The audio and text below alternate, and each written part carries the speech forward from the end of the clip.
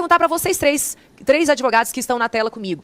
Trazendo a discussão agora da aplicação do artigo 52 da Constituição. Para quem está acompanhando a gente, compete ao Senado Federal declarar, no todo ou em parte, lei suspender. A palavra é suspender. Compete ao Senado Federal suspender, no todo ou em parte, lei declarada inconstitucional pelo Supremo Tribunal Federal. Pergunta para os três. Quem concordar, levanta a mão. A mão em pé significa sim. Esse artigo 52 significa que o Senado pode suspender a decisão que o Supremo Federal decidiu, que é a decisão que ele fez na semana passada? Sim? Sim. Sim, doutor Ricardo? Sim, Carol, sim. O André não se manifestou. Carol? Mas sobre esse ponto específico, né, qual que era o grande argumento do STF? Que o Congresso não estava legislando, então ele estava obrigado a fazer isso. Então esse argumento de que o Congresso não estava falando sobre o assunto é uma mentira, porque a gente tem o Marco Civil da internet, e estava lá o artigo 19. Então essa é a opinião do Congresso, que você só pode tirar conteúdo das redes sociais depois de uma decisão judicial. E agora o que está se flexibilizando aí nesse artigo é que tipo de conteúdo vai ser tirado de forma, não é nem espontânea, mas assim, as plataformas vão ter que fazer esse filtro. Então, essa máquina existe, está rodando, vai rodar com muito mais força em 2026. Você imagina isso nas campanhas para senador, para deputado federal, de direita, que é quem agora vai estar com foto na mão no Congresso de realmente pautar impeachment do ministro. Então, isso é uma perseguição aberta à direita, que já acontece e que só vai ser pior. Aí, o que eu queria passar pro André? O que a gente está vendo hoje no Brasil é uma queda de braço, né, entre os poderes, em relação à emenda, em relação ao imposto, em relação à liberdade de expressão. Então, sobre esse artigo 52, acatar ou não a decisão do Supremo vai ser uma decisão política. De novo, o Congresso já legislou e o STF decidiu que o que o Congresso legislou não estava de acordo com o que passava na cabeça deles. A gente não está falando aqui de legalidade, de constitucionalidade de um artigo. A gente está falando de vontade política de 11 ministros do Supremo, 7, né, como terminou a votação, de quererem censurar pequenos 213 milhões de pequenos tiranos. Carol, brilhante. A gente sabe nitidamente que vai ser uma decisão política, assim como foi essa política a decisão de declarar inconstitucional. Mas, do ponto de vista técnico, eu acho que abre-se uma discussão.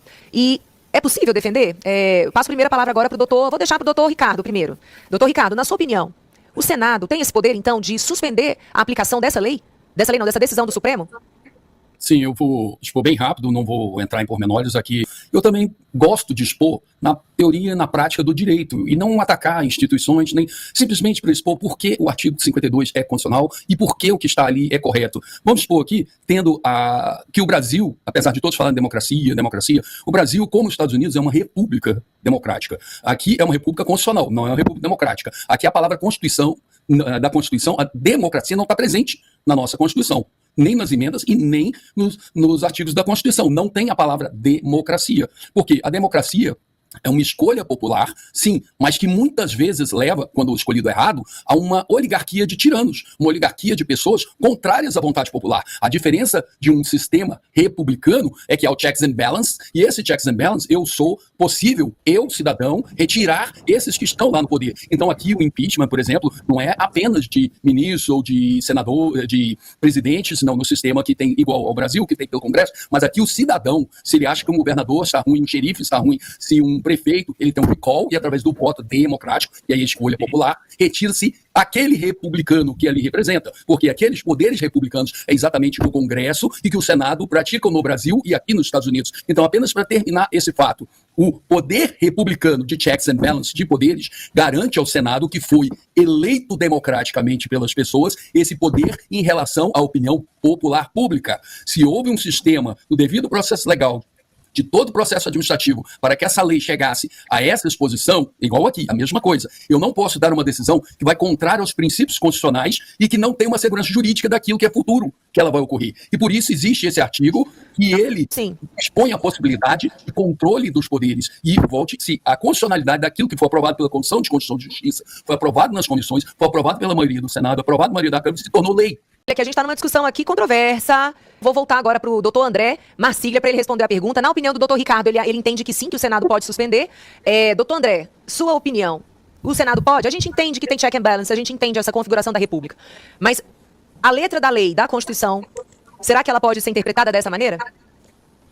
Olha, Júlia, eu tenho uma opinião um pouco diferente, vou dar uma de chato aqui, discordar um pouco de vocês, mas me fico à vontade, porque eu já falei isso até pro Dantas em privado, que eu discordava um pouco dessa visão. Porque esse 52, esse artigo 52, inciso 10º, ele fala o seguinte, que as decisões na verdade, as leis inconstitucionais, elas devem ser, é como se dissesse assim, as leis inconstitucionais devem ser declaradas, a sua execução, a sua efetividade pode ou deve ser declarada pelo próprio parlamento. Então, quando uma lei é tida como inconstitucional pelo STF, quem vai impedir a sua execução é o Senado. É como se o Senado apertasse o botão daquilo que o STF entendeu como inconstitucional e falasse, olha, agora aquilo que foi entendido lá, apertei o botão aqui, não está mais válida, não tem mais efetividade. O problema é que o STF, ele passou do ponto aqui, ele não só entendeu que houve uma inconstitucionalidade, como a partir do momento em que ele viu a inconstitucionalidade, ele criou regras. É como se a função dele fosse simplesmente pegar e falar assim, ó, tem aqui um terreno vago, declaro esse terreno vago. Ele fez mais que isso, ele pegou aquele terreno vago e construiu uma casa em cima do terreno e fez a gente morar lá dentro, à força. É isso que foi feito. E isso tudo não é mais um terreno legislativo, porque ele chama tudo isso de lei, de decisão.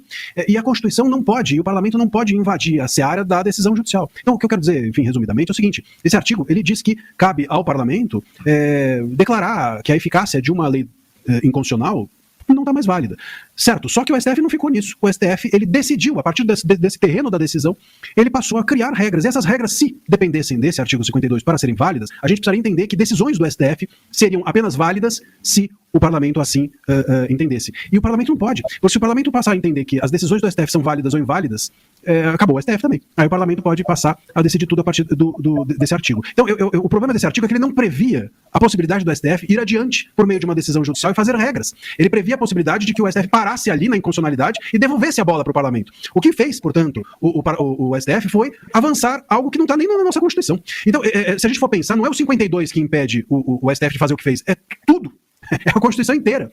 É o regramento que harmoniza os poderes, é a separação dos poderes, aí sim, o freios e contrapesos, check and balance e tudo. Toda a organicidade da Constituição não permite que o STF faça o que fez. Mas se a gente entender que o parlamento pode barrar isso, do ponto de vista técnico, a gente vai entender que uma decisão judicial do STF só é válida se tiver o ok do parlamento. Aí também não serve. Então, o ponto aqui é que a gente está discutindo se cabe ou não aplicar uma regra para uma corte que jogou fora as regras. Esse é o problema. Não adianta a gente falar assim, aqui cabe o 52, ou 53, ou 10, ou 9, sendo que o STF pegou essa Constituição e jogou no lixo. No lixo. Então, o que eu acho que o parlamento devia fazer não é se pautar nesse ou naquele artigo, até porque se o parlamento se pautar nesse ou naquele artigo, isso vai voltar para onde? Aí a bancada feminista do PSOL vai chegar e acionar por meio de uma ADI ou qualquer coisa, o STF vai declarar de novo isso inconstitucional. Então, o que o parlamento devia fazer é confrontar-se politicamente com o STF. É esse o ponto. Não importa qual artigo, mas é uma postura. E essa postura a gente não vê no parlamento. Infelizmente, o parlamento, do ponto de vista do confronto, ele está, e eu acho que está há muito tempo apequenado.